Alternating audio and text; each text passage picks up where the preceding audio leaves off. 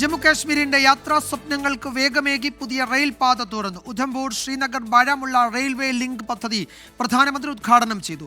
ലോകത്തിലെ ഏറ്റവും ഉയരം കൂടിയ ചെനാബിലെ റെയിൽവേ ആർച്ച് പാലവും രാജ്യത്തെ ആദ്യ കേബിൾ പാലമായ അഞ്ചിഘട്ട് ഉൾപ്പെടെയുള്ള എഞ്ചിനീയറിംഗ് വിസ്മയങ്ങളും റെയിൽ പാതയുടെ ഭാഗമാണ്. ഇത് രണ്ടും പ്രധാനമന്ത്രി രാജ്യത്തിന് സമർപ്പിച്ചു.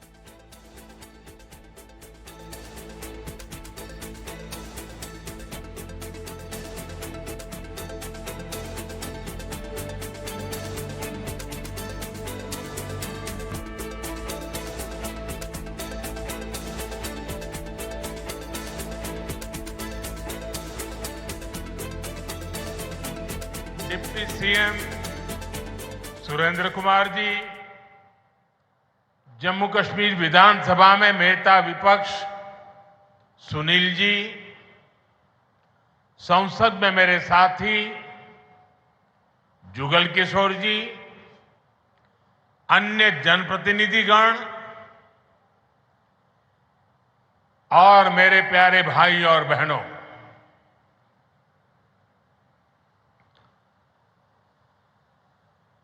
वीर जोरावर सिंह जी की ये भूमि है। मैं धरती को प्रणाम करता हूं। साथियों, आज का ये कार्यक्रम പഹൽഗാം ഭീകരാക്രമണത്തിന് ശേഷം ഇതാദ്യമായാണ് പ്രധാനമന്ത്രി നരേന്ദ്രമോദി ജമ്മു കാശ്മീരിലെത്തുന്നത്. ആർ അച്യുതൻ വിവരങ്ങൾ നൽകും. അച്യുതൻ, വലിയ വികസന പദ്ധതികളാണ്, പ്രത്യേകിച്ച് അടിസ്ഥാന സൗകര്യ വികസനത്തിന് വലിയ സഹായം നൽകുന്ന പദ്ധതികളാണ് ജമ്മു മേഖലയിൽ പ്രധാനമന്ത്രി രാജ്യത്തിന് സമർപ്പിച്ചിരിക്കുന്നത്. അതിനുശേഷം അദ്ദേഹം സംസാരിക്കുകയാണ്. എത്ര പ്രധാനപ്പെട്ടതാണ് ഈ ചടങ്ങുകൾ ജമ്മു കാശ്മീരിനെ സംബന്ധിച്ചിടത്തോളം? വിജയകുമാർ, ജമ്മു കാശ്മീരിൻ്റെ വളർച്ചയിൽ ഏറ്റവും കൂടുതൽ നിർണായകമായിട്ടുള്ള ഒരു പങ്ക് വഹിക്കുന്നതാണ് ഇന്ന് ഈ ഉദ്ഘാടനം ചെയ്തിരിക്കുന്ന ചെനാബിലെ ഈ ആർച്ച് ബ്രിഡ്ജായിരുന്നാലും ആഞ്ചിയിലെ കേബിൾ ബ്രിഡ്ജായിരുന്നാലും ഈ രണ്ടും നിർണായക പങ്ക് വഹിക്കുന്ന രണ്ട് പാലങ്ങളാണ്. ഒന്ന്, ഇത്തരത്തിൽ വിജയകുമാർ സൂചിപ്പിച്ചതുപോലെ തന്നെ ഉധംപൂർ ബാരാമുള്ള റെയിൽ ലിങ്കിലെ ഏറ്റവും നിർണായകമായി മാറുന്ന ചെനാബ് പാലം തന്നെയാണ്. നദീതടത്തിൽ നിന്ന് 359 മീറ്റർ ഉയരത്തിലാണ് ഈ പാലം സ്ഥിതി ചെയ്യുന്നത്. ലോകത്തിലെ ഏറ്റവും ഉയരത്തിൽ സ്ഥിതി ചെയ്യുന്ന പാലം കൂടിയാണ് ഈ ചെനാബ് പാലം എന്നുള്ളത്. ആകെ നീളം 1.3 കിലോമീറ്ററാണ്. ഏറെ സവിശേഷതകളോടുകൂടി ഈ എഞ്ചിനീയറിംഗ് വിസ്മയം എന്ന ഒരൊറ്റ വാക്കിൽ വിശേഷിപ്പിക്കാൻ കഴിയുന്നതാണ് ഈ രണ്ട് പാലവും. അതിൽ ചെനാബ് പാലത്തിലേക്ക് വരുമ്പോൾ ഏറെ സവിശേഷതകളുണ്ട്. അതായത് ഈ താപനിലയിലെ വ്യതിയാനങ്ങളടക്കം തരണം ചെയ്യുന്നതിനുള്ള അത്തരത്തിലുള്ള നിർമ്മാണമാണ്.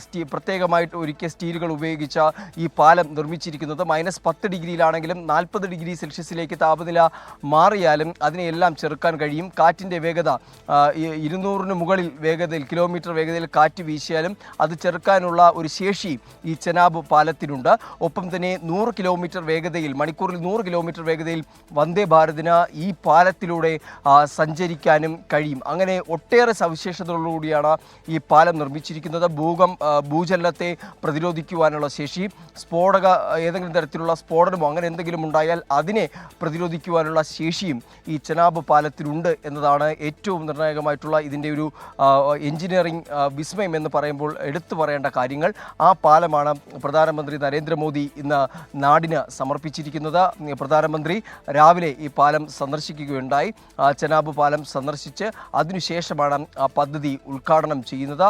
ഇപ്പോൾ പ്രധാനമന്ത്രി ഇതുമായി ബന്ധപ്പെട്ട് ഈ അഭിസംബോധന ചെയ്യുകയാണ്.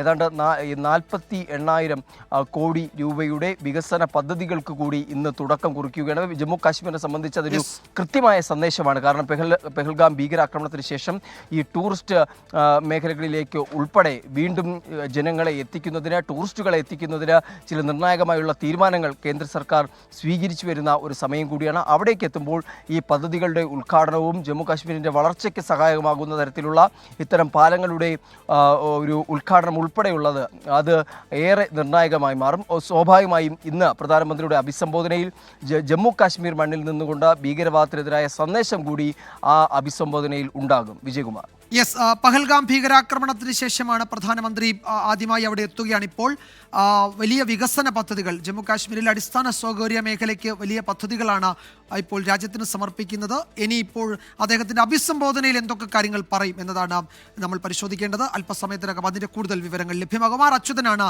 വിശദാംശങ്ങളുമായി ചേർന്നത്.